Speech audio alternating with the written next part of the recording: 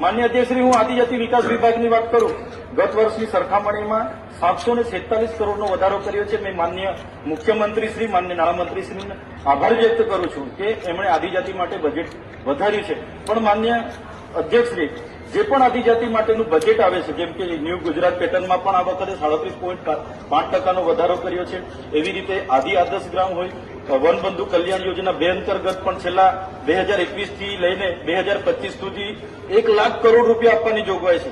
બહુ સારી વાત છે માન્ય અધ્યક્ષશ્રી, આદિવાસી પણ સમાનતાની ધારામાં આવે.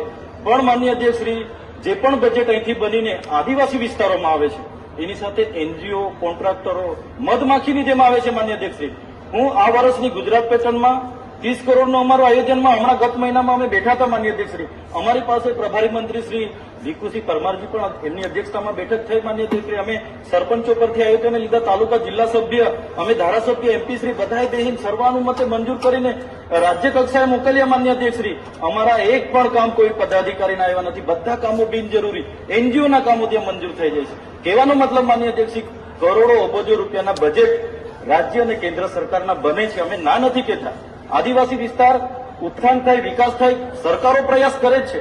પણ ક્યાંક ને ક્યાંક એમાં જે છેવાડાના માનવી સુધી પહોંચવું જોઈએ તે પહોંચતું નથી. માન્ય અધ્યક્ષશ્રી, એનજીઓ હોય, કોન્ટ્રાક્ટરો હોય, બિનજરૂરી યોજનાઓ ત્યાં મૂકી દેતા હોય છે. અને બિનજરૂરી યોજના આજે આઝાદીના આટલા વર્ષોમાં જો એ ગ્રાન્ટનો સદુપયોગ થયો હોય તો હું ચોક્કસ માનું છું કે આદિવાસીનો વિકાસ થઈ જશે.